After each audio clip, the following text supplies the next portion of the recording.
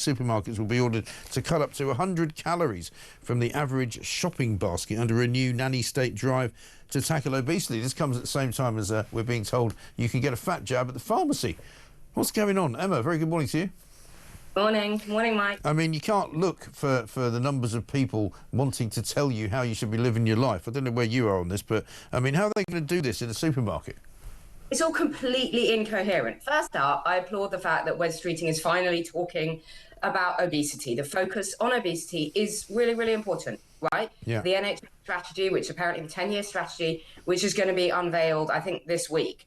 Obesity is the #1 killer. It's the #1 driver for cancer, diabetes, heart disease, stroke, all sorts of mental health conditions. That's a good thing. It's also the biggest cost to the NHS. Forget locking us in our homes for this, mystery virus that was going to kill us all. Obesity is actually happening right now. It's costing billions. It's killing the NHS. It's killing people. So that is a good thing. But this policy, and in fact the entire strategy, Mike, is back of the fag packet stuff. It really is. He hasn't thought this through. These policies just fall apart the minute you start to sort of prod them like a jelly or something. Right. I actually thought Wes Streeting was more intelligent than this. Yeah. Well, firstly, a calorie is just a number, right? It's just a nebulous term that we have attached to things. So cutting 100 calories off my basket, your basket, who's going to police that? What if I went and got 3 baskets? I mean, it's so idiotic. But how would they even do it? I mean, how is somebody supposed to go, you'll take that out of the basket and give it to the homeless or something? Right. What if I'm buying 100 calories of cucumber and you're buying 100 calories of rare steak? Right. It's a completely idiotic kind of idea, which sounds okay. So calories doesn't mean anything. Thirdly, everybody has different caloric requirements. Yeah. So a very active child or an athlete or someone cycling around London needs a lot more calories and is using those calories than a pensioner in an armchair or someone who is disabled. Nutritionists are just laughing at this. Of course, Wes Streeting, what he's trying to say is the responsibility is also on the supermarkets. Yeah. And the fact that the industry figures have come out over the weekend and said they don't like this policy is probably a good sign. Well, maybe so.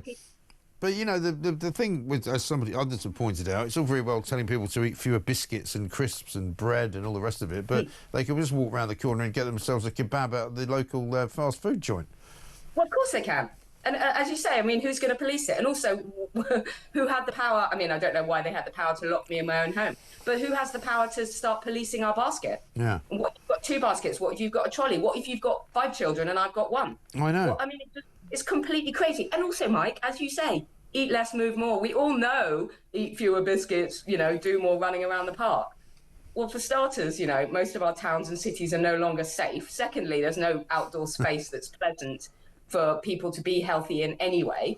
And thirdly, if that was working, if people understood that, and then we're giving them fat jabs on the NHS when they do get obese. So the whole thing is more incoherent than even Keir Starmer's general policy. And I understand their kind of obsession with obesity, and maybe if you can solve it, you can solve all healthcare problems as well. But, it seems to me they're kind of approaching it around the wrong end of a telescope. If they actually improved the way the NHS works, it would probably be a lot better and a lot more capable of diagnosing people who might have problems in health before they actually get to a point where they're costing us millions of pounds. Exactly. And you genuinely can give people support. I gave up smoking about 10 years ago and I got some decent support for giving up smoking, which sounds ridiculous, but it really helped. I'm sure it's exactly the same thing with obesity. If you give people support, give them motivation, give them goals, give them healthy food that's cheaper. At the moment, the supermarket's way overpriced. The healthy stuff and junk food is cheap. So there is all that.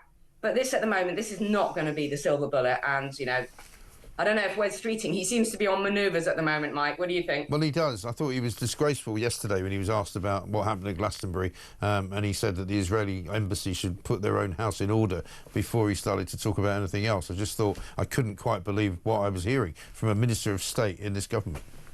I can't believe what I've heard from the government and the BBC this weekend. I'm actually getting exhausted with trying to argue with people who think they're left wing. It's absolutely appalling what we've seen. And I think Glastonbury should be cancelled, and the BBC have serious questions to answer, don't they? I think so. I think how many more scandals can Tim Davies survive? That would be my question. Emma, good to talk to you. Thank you very much indeed. Emma Woolf, there, writer, journalist and broadcaster.